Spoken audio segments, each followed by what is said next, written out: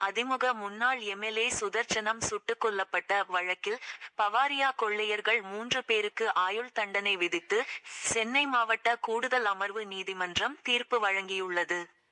4வது குற்றவாளி ஜெயல்தர் சிங் இந்த வழக்கில் இருந்து விடுவிக்கப்பட்டார். திருவள்ளூர் மாவட்டம் கும்மிடிப்பூண்டி தொகுதி அ.தி.மு.க. முன்னாள் எம்எல்ஏ கே. சுதர்சனம் பெரியபாளையம் அருகே உள்ள தானாகுளத்தில் குடும்பத்தினருடன் வசித்து வந்தார். 2001 முதல் 2006 வரையிலான ஜெயலலிதா ஆட்சியில் சிறிது காலம் பிற்படுத்தப்பட்டோர் நலத்துறை அமைச்சராக இருந்தார். பரபரப்பு. கடந்த 2005 ஜனவரி 9ஆம் தேதி தன் வீட்டில் தூங்கிக் கொண்டிருந்தார். அப்போது வடமாநிலத்தைச் சேர்ந்த 6 பேர் கும்பல் வீட்டின் கதவை உடைத்து உள்ளே புகுந்தது. சுதர்சனத்தின் மகன் விஜயகுமார், சதீஷ்குமார் ஆகியோரை கட்டை மற்றும் ஆயுதங்களால் தாக்கியது. வீட்டின் மாடியில் தூங்கிக் கொண்டிருந்த சுதர்சனம் சத்தம் கேட்டு கீழே வந்தபோது அந்த கும்பல் அவரை துப்பாக்கியால் சுட்டது.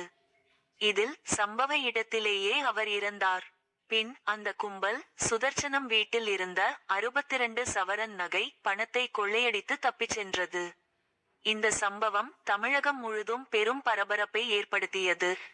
தனிப்படை போலீசார் தீவிர விசாரணை நடத்தி பவாரியா கொள்ளையர்களான ஹரியானா மாநிலத்தைச் சேர்ந்த ஓம் பிரகாஷ், அவரது சகோதரர் ஜெகதீஷ் மற்றும் ராகேஷ், அசோக், ஜெயல்தர் சிங் ஆகியோரை கைது செய்தனர். சிறையில் இருந்த ஓம் பிரகாஷ் உடல்நல குறைவால் உயிரிழந்தார். இதையடுத்து மற்ற 4 பேர் மீதான வழக்கு விசாரணை சென்னை 15வது கூடுதல் அமர்வு நீதிமன்றத்தில் நடந்து வந்தது. அனைத்து தரப்பு வாதங்களும் முடிந்த நிலையில் கடந்த நவ. 20ஆம் தேதி வழக்கில் குற்றம் சாட்டப்பட்ட ஜெகதீஷ், ராகேஷ், அசோக் ஆகியோர் குற்றவாளி என நீதிபதி எல். ஆபிரகாம் லிங்கன் உத்தரவிட்டார். விடுவிப்பு. இந்த வழக்கில் இன்று குற்றவாளிகளுக்கான தண்டனை விவரத்தை நீதிபதி அறிவித்தார்.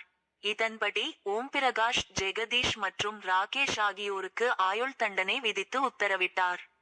ஜெயல்தர் சிங்கை விடுவித்து நீதிபதி உத்தரவிட்டார்.